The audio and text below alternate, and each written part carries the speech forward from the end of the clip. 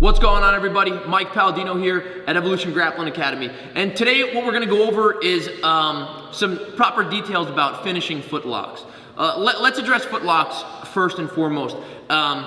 The jiu-jitsu scene is evolving, right? The sport of jiu-jitsu is evolving rapidly. And what we're seeing a lot of right now is the trend of leg locks. And what's that showing me is you should be educated in footlocks. Whether you go for them or not, you should have positional awareness and a proper understanding of leg locks to, number one, if you wanted to attack, but maybe you don't want to attack, you just want to defend. You should still have a leg lock IQ, so to speak, okay? So first things first, you have to know proper control, all right? I'm gonna start, number one, with my arm placement over his leg. And next, we're gonna look at the foot placement. This is single leg X, okay? So my right foot's in between his legs and my left foot is on his hip. Now, you never wanna finish an ankle lock on your elbow here, right? This leaves too much room. So we wanna pin the leg. What we're gonna do, number two, is look at where we want to attack. I always say bone to joint as opposed to meat to joint. You know, this is a meatier part of my arm here at the forearm, so I don't really want to pull this all the way through. What I'd like to do is use my radius, right, that little sharp bone in my wrist, and come right here underneath his Achilles heel. And now look, my elbow's flared out, so what I want to do is I want to put my elbow past my spine here. Now I have another thing. I have his leg pinned, right?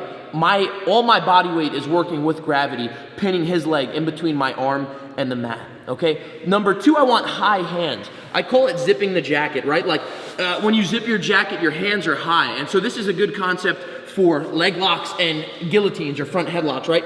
I want my hand really high and I want to be dropped on my shoulder here. So we zip the jacket, okay? Next is the grip of my hands. You can go here specifically for the straight foot lock, elbows tight, and now what I want to do is arch my hips here, okay? I want to zip my jacket higher and arch my hips.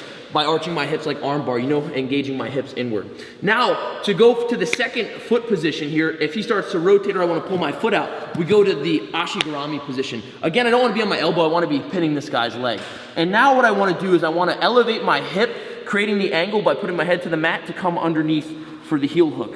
Now, two grips for the heel hook. Let's address the grips here. I can go palm to palm, which is probably the most common in jiu-jitsu. But you see in like MMA and you see Rusimal Puharson, he goes like a butterfly grip for his leg lock. The last thing is I don't want to twist this across my body like rolling my shoulders. While I can finish it, it also assists in his roll. So what I want to do is I want to engage my hips. I want to hip in here and bridge my hips. And this creates a lot of power and pressure to go to a very small joint, okay? So we got foot placement, we've got proper grip, which we don't want meat, right? We don't want the meatiest part of our arm. We want to use a little sharp bone, okay? I want to pin his leg, get off your elbow and pin his leg, okay? Straight foot lock, I'm going to push off of him, engage my hips.